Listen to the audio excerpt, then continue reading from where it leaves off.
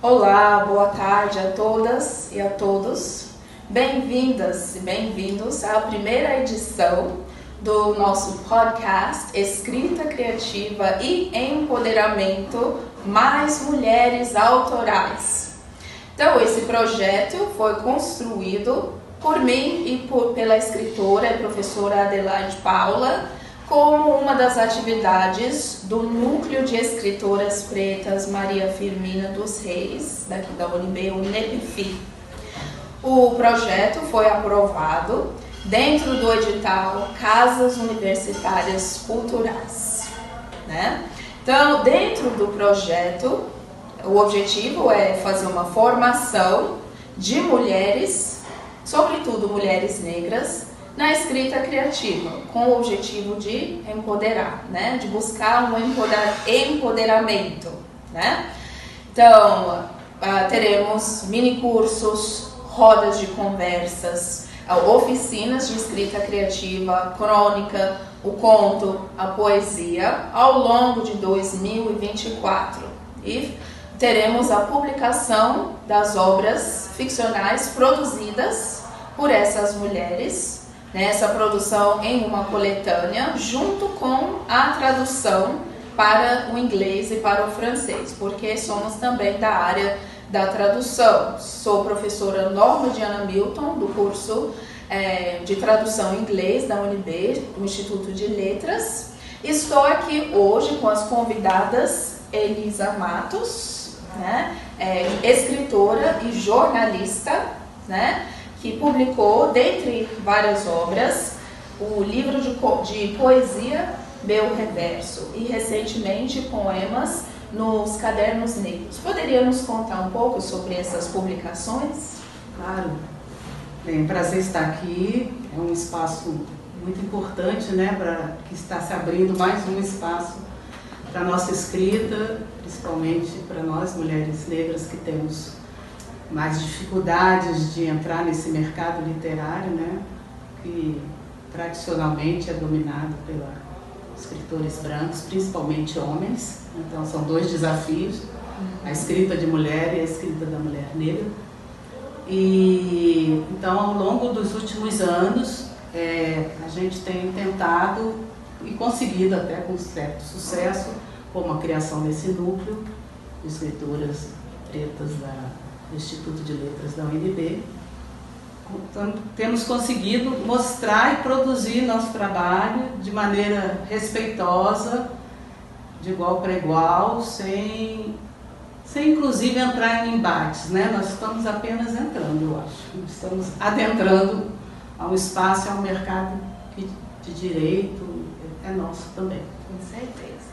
E nos últimos anos eu sou jornalista, como a Norma falou, e eu trabalhei durante 40 anos na área do jornalismo. E quando eu me aposentei, tem 4 anos, eu passei a me dedicar mais à literatura. Então agora meio que inverteu o meu papel de jornalista e escritora. Agora sou escritora e jornalista. Sim. Apesar de eu não abandonar nenhum ofício do jornalismo, eu acho que ele vive para sempre na gente, como qualquer outro ofício que as pessoas fazem o que gostam, o que se apaixonou, o que escolheu, né, seguir na vida. E o jornalismo é assim, a gente vê fatos, notícias e crônicas, que é uma das coisas que também que eu descobri meio que nesse percurso dessa entre-safra minha, jornalismo e literatura, o que eu chamo, eu não sei nem se dentro da faculdade ou dos estudos acadêmicos de literatura existe realmente esse termo, mas é o que a gente eu chamo de crônica jornalista. Então eu me dediquei muito também às crônicas jornalísticas, que é ver os fatos do dia a dia com um olhar também mais criterioso, assim, menos emocional. Então é a junção da sua impressão emocional do fato, sentimental ou crítico, por meio literário, mas também colocando os dados, os fatos que levaram a acontecer aquele fato que você está narrando. Eu participei já de várias coletâneas literárias, tenho acho que 14 ou 15 coletâneas de diversos temas, diversas vertentes, né, da poesia, na crônica, nos contos. E o meu primeiro livro autoral é esse, meu reverso de poemas, que eu lancei em 2018. É um livro também que foi muito despretensioso na época, né? Assim, era apenas a minha vontade de reunir tudo que eu já tinha escrito ao longo dos anos, e estavam guardados em caderninhos, anotações, dentro das notas do celular, que eu escrevo muito no celular. É uma coisa meio moderna, né, dos novos tempos. Eu, quando quero escrever um poema, eu só pego o celular e com o dedo, apesar de ser jornalista das antigas, de ter escrito em máquina de escrever mesmo. Sim. Mas, atualmente, assim, eu escrevo muito pelo celular. Então, assim, eu que consigo ainda ter um certo acesso a essas coisas, eu não estava com impressora em casa, para começar. Eu tive que sair ir numa banca que tivesse esse processo, fazer isso. Então, assim, a grande população em geral, a gente não pode contar que todo mundo tem acesso a todo esse aparato para fazer uma inscrição. Carolina Maria de Jesus teria dado conta de fazer não teria dado conta, porque foi uma coisa muito difícil. Sim. Aí você tem que, né, mandar seu livro, todo o projeto do seu livro, transformar em PDF, puxar, esperar lá aquela leitura toda. Enfim, esse problema mecânico, vamos dizer assim, foi meio complicado. E depois que aconteceu se levantou esse problema, né, quando saiu o primeiro resultado, a lista que foi vista, eu pude constatar também que várias pessoas negras ou pardas que se inscreveram, pessoas que eu conheço, umas 3 pelo menos, fora o resto do Brasil, não se declararam negras. Então, elas estavam na lista de melhores notas. Uau. Junto com o pessoal que não declara, tinha um termo certo, né? Não consta, acho que não consta, não sei. Então, assim, as notas de quem se declarou eram muito mais abaixo do que não se declararam. Ou seja... Então, assim, eu não sei, serve como um aprendizado de que maneira que a gente deve enfrentar esses processos de seleção pública, sabe? Sim. É jogo ou não é jogo a gente procurar a nossa cota? Tá valendo? Ou isso já é uma pegadinha, isso já é uma armadilha, sabe? Então, assim, por exemplo, as notas máxima para ser premiada era 30, né? E a mínima 12 para não ser excluída. A minha nota foi 18. Várias pessoas não negras ou negras que não se declararam negras tiveram nota 20 e tanto, quase 30. Não estou desmerecendo o trabalho de ninguém. Só que não fica claro, não acompanha junto o que fez você levar aquela nota. Sim. O porquê. Está mal costurado, o texto é ruim, o que foi detectado ali. A minha escrita, já que eu me declarei como uma pessoa negra. E esse outra proposta do próximo livro tem bastante temática relacionada a pessoa negra, ao racismo, ou à cultura, ou às crenças, né, afro-brasileiras, de descendência africana. Não sei, meu livro foi parar na mão de uma pessoa branca, por exemplo, que não soube alcançar isso. Sim, exato. Eu não sei. Então a gente não sabe o que aconteceu, como foi feita essa avaliação. Né? Faltou muita transparência. Não se identificou com Então, assim, eu não sei em que eu errei. Uma convidada nossa também é Ana Gaspar, estudante do curso de tradução francês daqui da UNB e é bolsista do nosso projeto, né? Ana, poderia falar um pouco sobre a importância da tradução para a literatura? Então, é através da tradução que a gente traz textos estrangeiros para o Brasil e que a gente leva os textos de autoria brasileira para outros países. Sim. E é importante a gente pensar durante o processo tradutório em como esses textos vão ser recebidos e, mais importante, em como a gente quer fazer a tradução desses textos.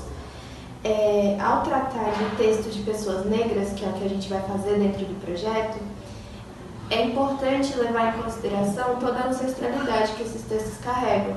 Mesmo que eles não tenham termos ancestrais, por assim dizer, eles ainda são de pessoas que têm uma história muito diferente da que é comercializada.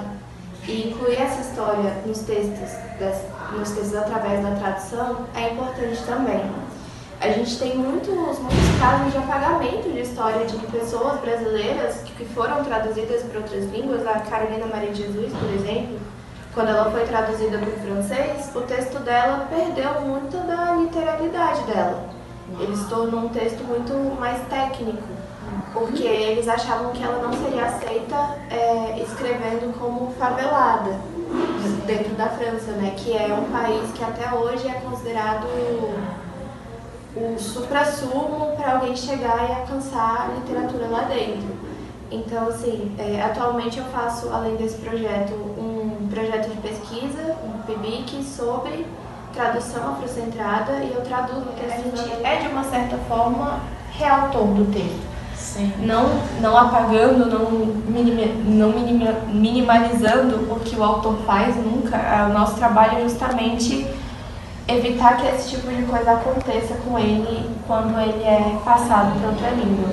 E aí eu acho que é importante se traduzir e se traduzir bem justamente por causa disso, porque a gente não tem que se preocupar em adaptar a nossa cultura para os outros, mas mostrar a nossa cultura do jeito que ela é, com a força que ela tem, com a simbolicidade que ela tem. E ao fazer a melhor tradução, ela vai ser aceita da forma como ela é. Por isso que o trabalho do tradutor é tão importante também para né? Para chamar mais mulheres a se tornarem autorais, né? Fazerem oficinas de escrita criativa, entrar no mercado editorial com força, publicar, fazer as traduções, que sempre são importantes, né? Ok, então, chegando no final desses mini cursos que teremos aqui, ou oficinas de escrita criativa, né, as participantes mulheres que produzem ao longo do ano terão as obras publicadas em uma coletânea, né, a partir do grupo de pesquisa, o núcleo. E a gente vai fazer a tradução também para o francês, para o inglês. Eu trabalho com tradução no inglês, essa publicação. Então vai ser uma coisa bem bacana, né? Então a gente está chamando as mulheres para participarem, né, desse projeto, das aulas, das oficinas, produzirem e publicarem, né? Inclusive, elas ganharão o certificado, né, daqui da UNB, da extensão da UNB, né? E para maiores informações, para inscrição, vocês podem entrar na minha página no Instagram, @normadianamilton, ou também no Instagram do Núcleo, que é @nepfi_UNB, né? Então, a nossa discussão de hoje, eu já adiantei essa parte importante, né? Os benefícios de fazer o curso, para não esquecer, e na verdade eu tinha que ter feito antes. Mas enfim, estamos discutindo agora, então, a importância das mulheres serem mais autorais, e principalmente as mulheres negras, né?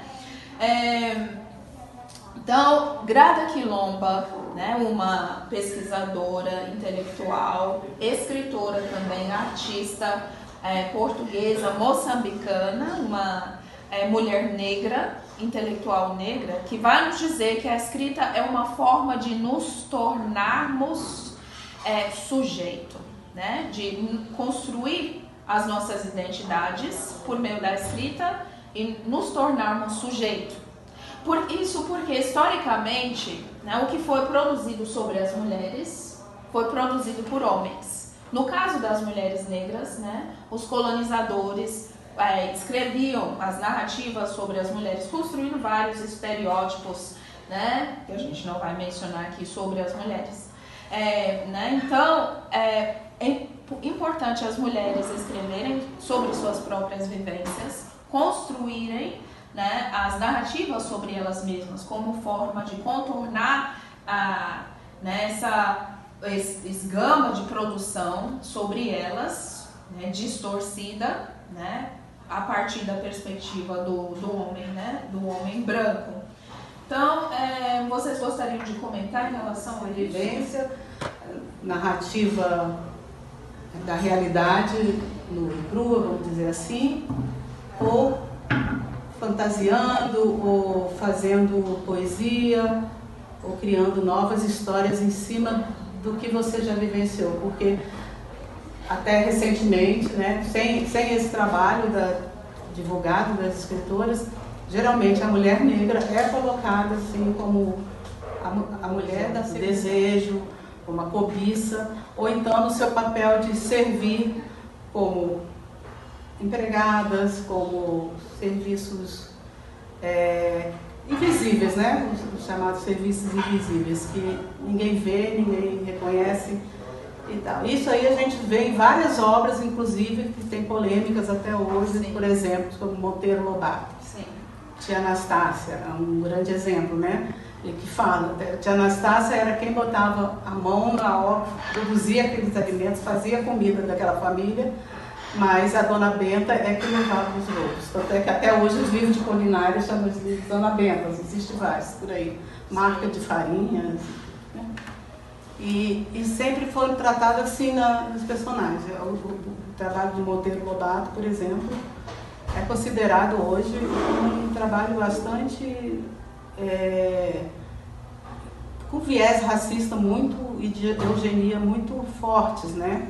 Mas que existe uma polêmica ainda se deve ou não permanecer como referência nas escolas, como literatura infantil ou não, porque é retrato de uma época, a questão também de novas edições, se devem mexer, se não devem mexer, se alguns termos que ele usava, mesmo o Saci Pererê, que é um menino negro e é usado como as editoras especializadas de perfis comandados por pessoas brancas, inclusive, quando se interessam pela literatura de algum escritor negro ou escritora negra, é quando falam de suas dores muito profundas, né? E que isso também alimenta essa coisa de que nós somos seres que merecemos e estamos aqui para sofrer. Sim. E devemos sofrer, nossos meninos devem morrer na rua, porque na literatura sempre são essas dores, é para isso que nós viemos, está reservado esse destino, né? Então, nós somos pessoas como outras qualquer. Sim. Eu, por exemplo, na minha literatura, eu não me vejo obrigada a ficar falando das dores do racismo ou usando os termos o tempo inteiro referentes a isso, porque a minha obra, por exemplo, eu falo mais das emoções, e as emoções mais profundas, emoções, as paixões amorosas, as perspectivas, as ilusões, os sonhos. Então, assim, como qualquer pessoa, eu tenho o direito de escrever nessa. E quando eu quero escrever sobre essa questão, eu também escrevo sobre essa questão. Sim. Seja em qualquer outra modalidade literária minha, ou das crônicas jornalísticas, ou artigos mesmo, né? E então é um portal muito importante a gente conseguir ultrapassar para mostrar que nós somos muito mais do que querem que a gente seja. Pois é, perfeito, Elisa. E o escritor, as escritoras têm a autoridade, né, de escrever sobre o tema que se bem queira escrever, né? A tradução, nesse caso, ela vem para garantir que o que as tradutoras, não, que as escritoras estão falando, que essas vivências do dia a dia que acontecem com todas as pessoas, que as histórias que elas querem contar vão ser contadas do jeito que elas querem que sejam contadas, independentemente da língua para a qual esse texto vai ser passado. E é importante entender que, assim como as editoras têm escolhas que são políticas, sim, para escolher publicar mais homens brancos, especialmente textos vindos da Europa ou dos Estados Unidos, tem também essa escolha com relação às traduções. Então, traduzir mulheres negras é um ato político também, é uma escolha que tem que ser feita, é uma escolha deliberada de garantir que a existência dessas mulheres continue. Porque a tradução ela vem para continuar os textos, ela é um braço de continuação do texto. E assim, é importante que esses textos sejam bem tratados, é importante que se conheçam essas histórias e tudo mais, mas é mais importante ainda que eles sejam traduzidos. A princípio, o que a gente quer é que eles sejam traduzidos. Por isso que quando a gente se reúne em coletivos de escritoras, é importante ter tradutoras também.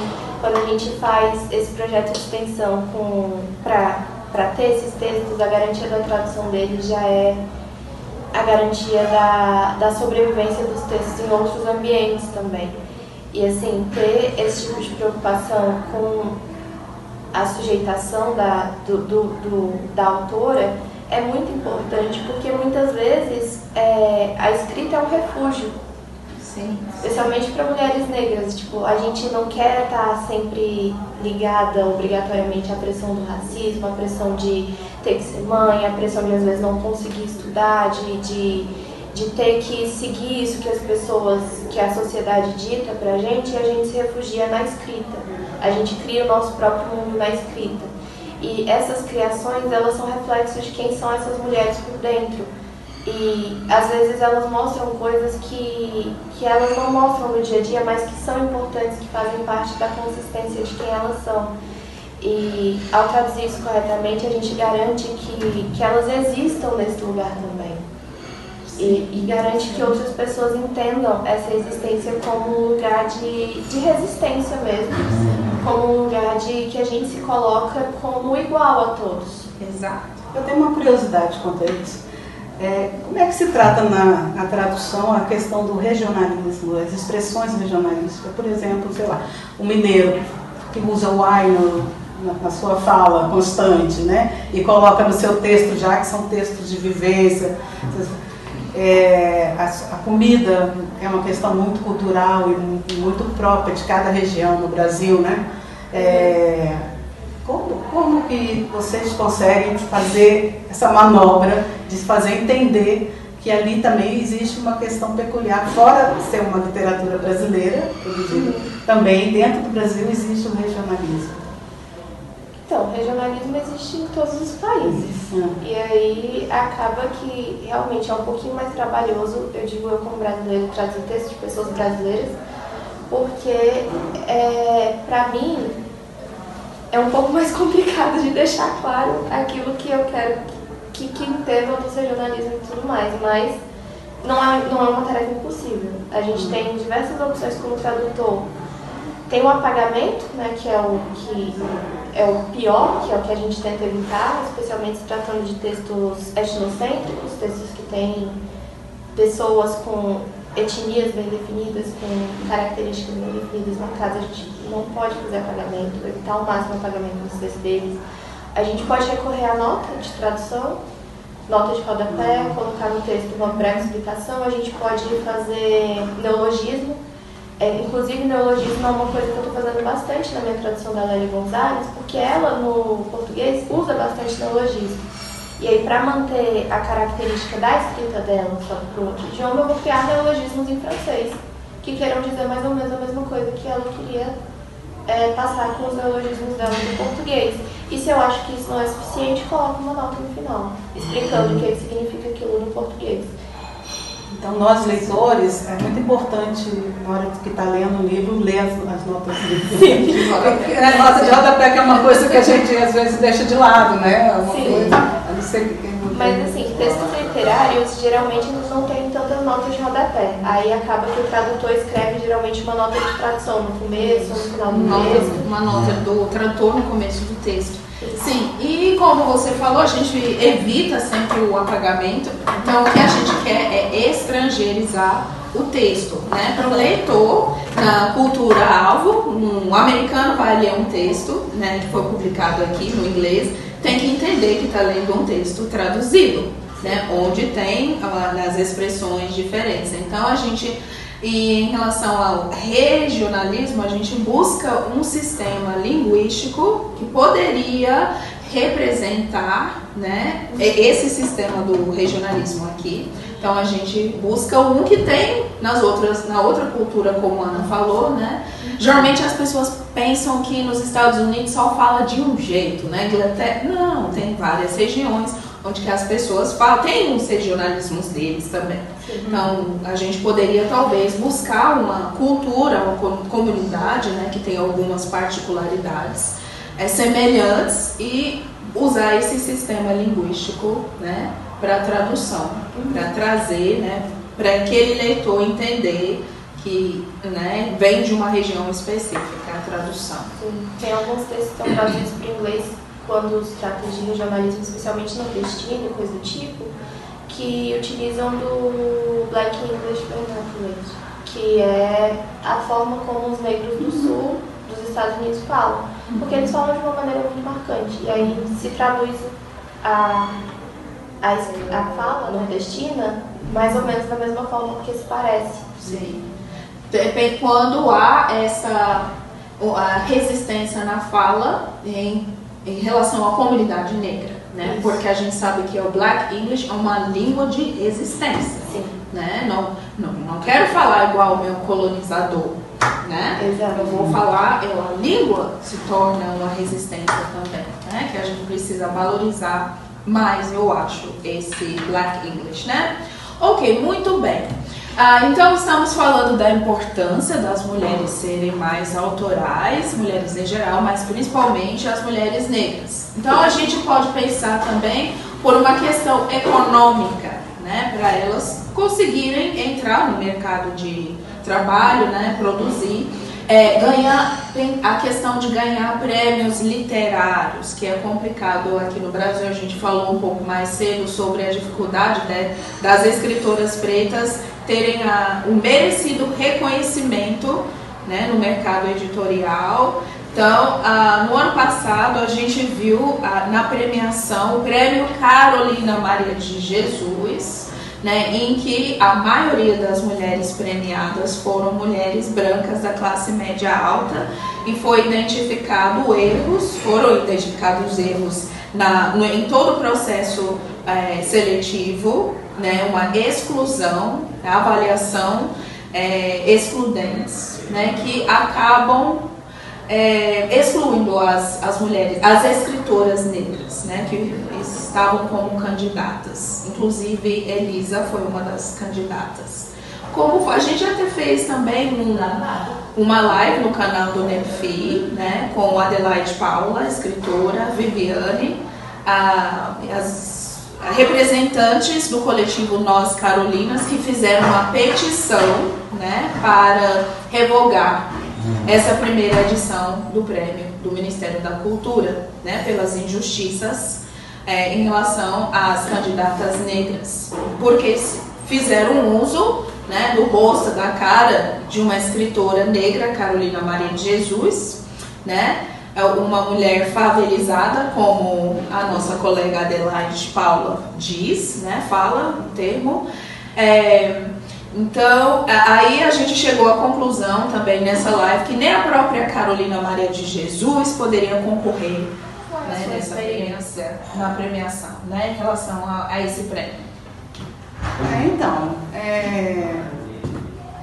Quando eu fui fazer a inscrição, o processo já da efetivação foi um processo meio complicado já, porque exigia documentos que você precisava imprimir, como a declaração, quem estava se declarando, negro, ou indígena, ou branco, ou o branco não tinha essa declaração. Então, aí o que acontece? Né? Você já tinha que estar cercado desse aparato para você imprimir aquele papel, assinar e depois digitalizar e mandar de volta. Eram 2 documentos nesse sentido. A declaração e a outra coisa eu não estou lembrando agora. Então, assim, eu que consigo ainda ter um certo acesso a essas coisas, eu não estava com impressora em casa, para começar. Eu tive que sair para ir numa banca que tivesse esse processo, fazer isso. Então, assim, a grande população em geral, a gente não pode contar que todo mundo tem acesso a todo esse aparato para fazer uma inscrição. Carolina Maria de Jesus teria dado conta de fazer não teria dado conta, porque foi uma coisa muito difícil. Sim. Aí você tem que, né, mandar seu livro todo, o projeto do seu livro, transformar em PDF, blá, blá, blá, puxar, esperar lá aquela leitura toda. Enfim, esse problema mecânico, vamos dizer assim, já foi meio complicado. E depois que aconteceu se levantou esse problema, né, quando saiu o primeiro resultado, a lista que foi vista, eu pude constatar também que várias pessoas negras ou pardas que se inscreveram, pessoas que eu conheço, umas 3 pelo menos, fora o resto do Brasil, não se declararam negras. Então, elas estavam na lista de melhores notas. Uau. Junto com o pessoal que não declara, tinha um termo certo, né? Não consta, acho que não consta, não sei. Então, assim, as notas de quem se declarou eram muito mais abaixo do que não se declararam. Ou seja, então, assim, eu não sei, serve como aprendizado de que maneira que a gente deve enfrentar esses processos de seleção pública, sabe? Sim. É jogo ou não é jogo a gente procurar a nossa cota? Tá valendo? Ou isso já é uma pegadinha? Isso já é uma armadilha? Sabe? Então, assim, por exemplo, as notas máxima para ser premiada era 30, né? E a mínima 12 para não ser excluído. A minha nota foi 18. Várias pessoas não negras ou negras que não se declararam negras tiveram nota 20 e tanto, quase 30. Não estou desmerecendo o trabalho de ninguém. Só que não fica claro, não acompanha junto o que fez você levar aquela nota. O porquê. Está mal costurado, o texto é ruim, o que foi detectado ali, a minha escrita, já que eu me declarei como uma pessoa negra, e esse outra proposta do próximo livro tem bastante temática relacionada a pessoa negra, ao racismo, ou a cultura, ou as crenças, né, afro-brasileiras, de descendência africana. Não sei, meu livro foi parar na mão de uma pessoa branca, por exemplo, que não soube alcançar isso. Sim, exato. Eu não sei. Então a gente não sabe o que aconteceu, como foi feita essa avaliação. Né? Faltou muita transparência. Sim, identificou. Então, assim, eu não sei em que eu errei, por exemplo, para ganhar uma nota 18. E teve problemas no recurso também, né? Que não responderam no tempo. Então, aí as pessoas... A questão do recurso, como eu não recebi um retorno deles do que me fez valer aquela nota, eu vou recorrer a quê? Sim. O que que eu vou argumentar no meu recurso se eu não sei o que eles estão falando? Sim. Eu ia falar assim, aquele poema tal estava muito esquisito, tá feio. Eu falei, não tá feio porque eu quis escrever daquele jeito, sei lá, fazer minha defesa daquele jeito, né? Então, assim, faltaram muitas coisas ali, sabe? E mesmo a partir das reclamações, dos recursos, das pessoas que vieram ao público falar sobre isso, e mesmo assim não apareceram esse retorno, não continuou lá. Sim, foi evidente que teve avaliações de uma perspectiva eurocêntrica, né?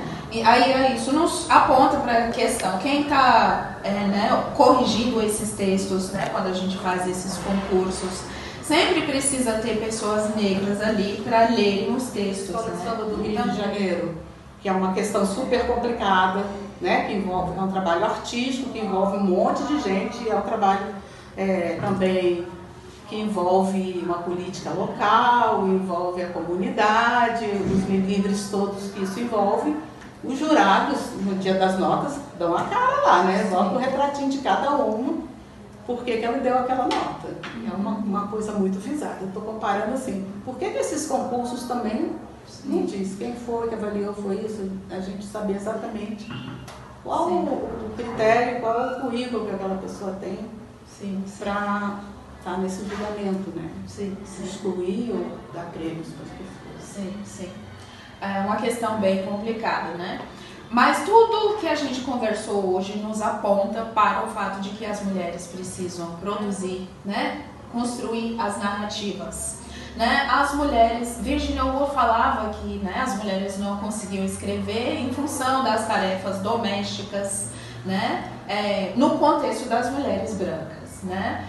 Porque elas não tinham um teto. Ela escreveu o livro Um Teto Todo Seu, né? Que as mulheres precisavam de um lugar longe das crianças fazendo barulhinho, né? Dos cuidados com as crianças para poderem escrever. Aí eu digo que nós, mulheres negras, precisamos escrever mais ainda, sermos mais autorais ainda, porque a gente teve as barreiras, a gente não podia, né?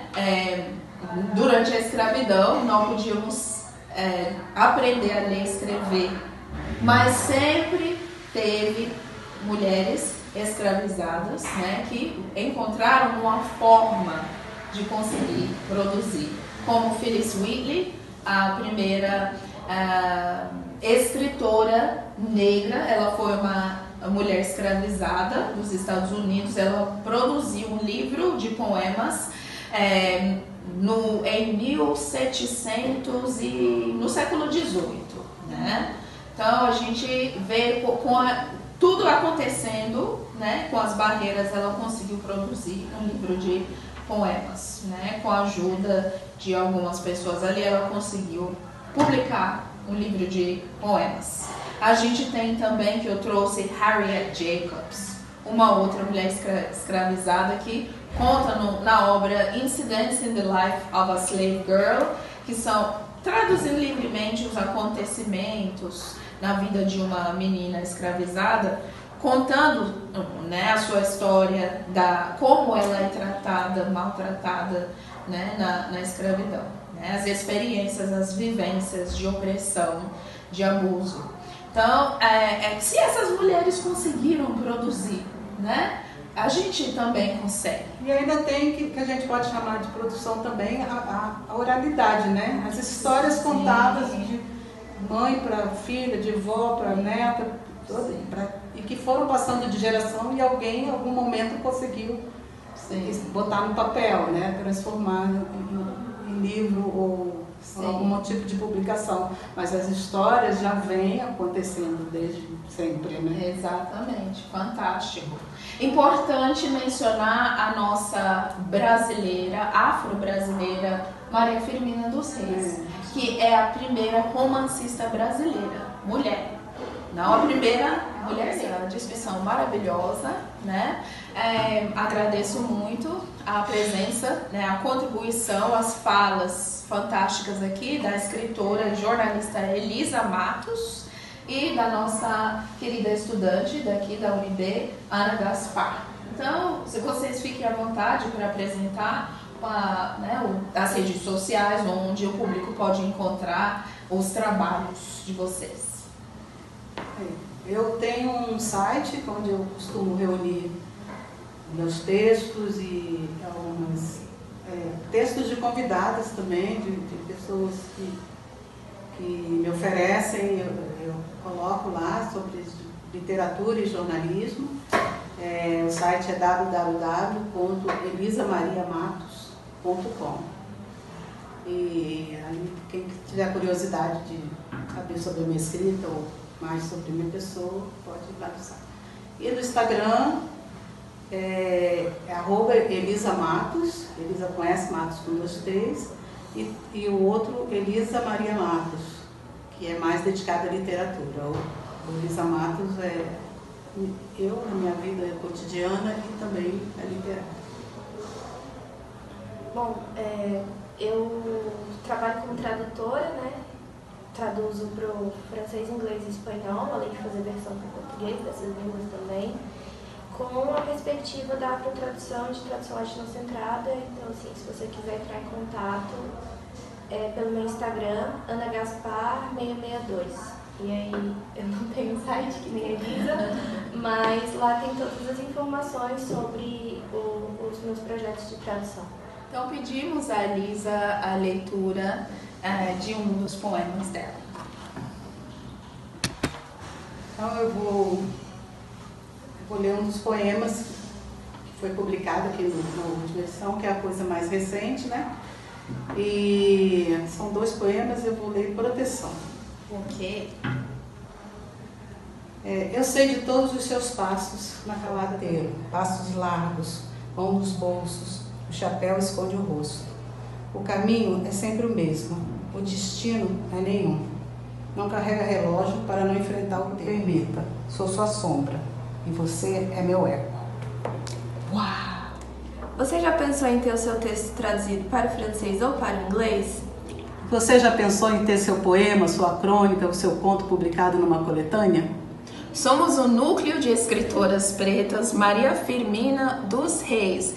Venha escrever conosco no projeto Escrita Criativa e Empoderamento Mais Mulheres Autorais, um projeto aqui da UNB e do Núcleo. Para maiores informações, entra na página do Núcleo NEPFIR_UNB, NEPFIR_UNB. Venham! No projeto Escrita Criativa e Empoderamento Mais Mulheres Autorais. Essas informações estão no Instagram do Núcleo de Escritoras Pretas, que é @nepfi_UNB. E também no meu Instagram, @NormaDianaHamilton, Hamilton com H, né? Então, muito obrigada e até a próxima.